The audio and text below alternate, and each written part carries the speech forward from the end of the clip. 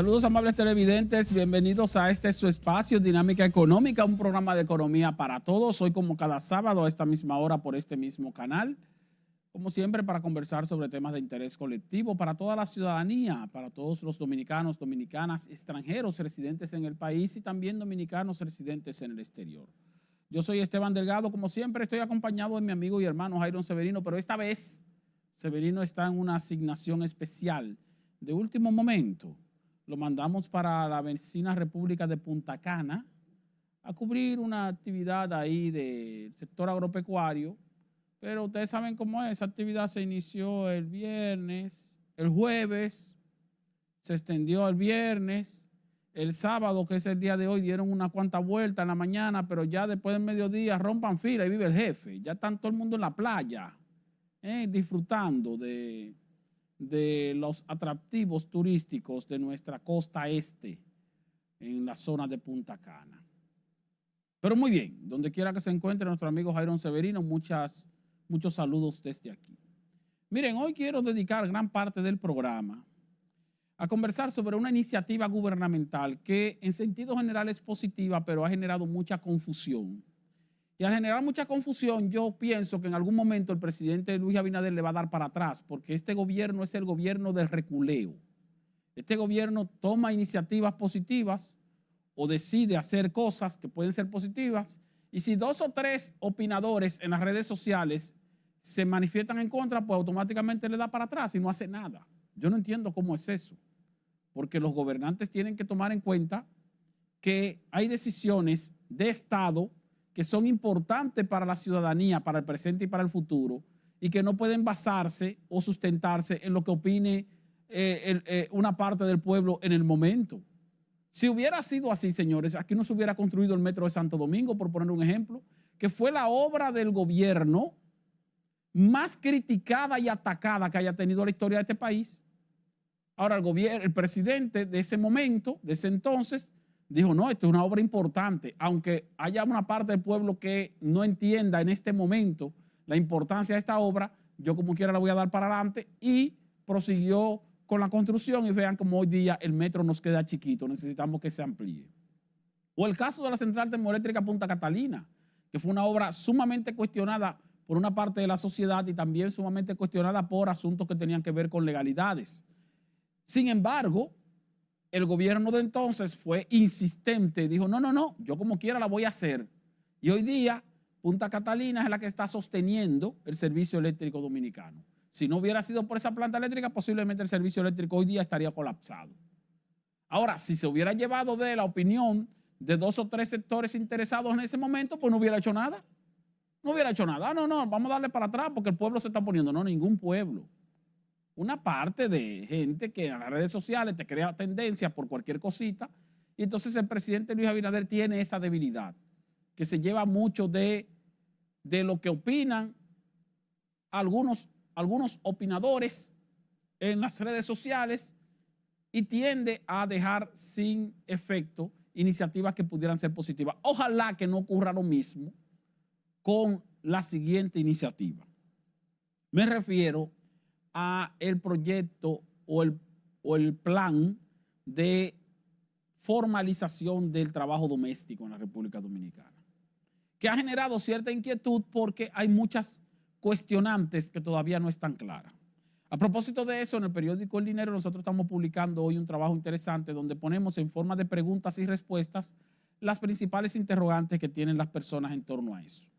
Pero básicamente quiero explicar los aspectos que pudieran inquietar tanto a las trabajadoras domésticas como a las empleadoras de esas trabajadoras domésticas. Y lo digo en femenino porque la mayoría de trabajadores domésticos en el país son mujeres y la mayoría de empleadores de trabajadores domésticos en el país también son mujeres, porque esa tarea generalmente las mujeres no se la dejan a los esposos cuando son casadas. Y muchas de ellas son madres solteras que entonces tienen ellas mismas que ser la empleadora de la trabajadora doméstica.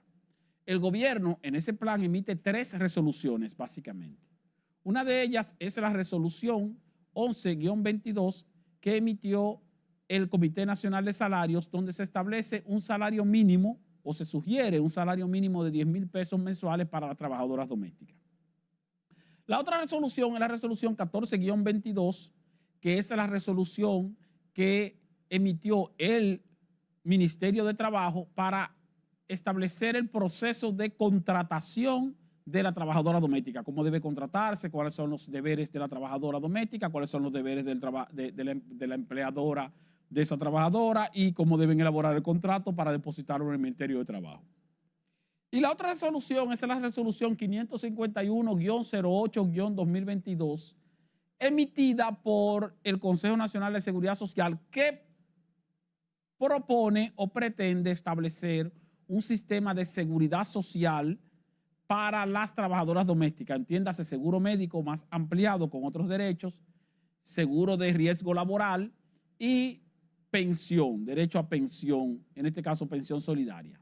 Esa resolución 551-08 tiene una gran importancia porque además de establecer una propuesta en forma de un plan piloto para un seguro médico y un plan de pensiones de las trabajadoras domésticas, está al mismo tiempo poniendo en ejecución uno de los 3 regímenes de seguridad social que establece la ley 87-01. Esa ley establece la seguridad social mediante régimen contributivo, que es el régimen mediante el cual los trabajadores del sector privado y del sector público también, pero formalizados, aportan una parte de su salario para su plan de salud y de pensiones y su empleador aporta otra parte de su salario para su plan de salud y de pensiones. Ustedes saben que a ustedes les descuentan un 3% de su salario, más o menos un 3% para su seguro de salud y un 3% para su plan de pensiones. Y su empleador aporta un 7%, más o menos aproximadamente, de su salario para su salud y un 7% para su plan de pensiones, para un total de un 20% del equivalente de su salario, del cual usted pone un 6% como empleado y su empleador pone un 14%. Eso es lo que sustenta el régimen contributivo en la seguridad social. También está el régimen subsidiado. El régimen subsidiado está establecido a costa del Estado.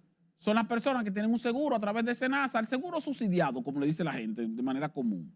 Bueno, ese es el régimen subsidiado y se llama subsidiado porque es costeado por el Estado. El gobierno pone el dinero para que usted tenga un seguro y ese seguro le cubre algunas cositas, pero ese seguro funciona básicamente en el sector público, en los centros médicos del sector público.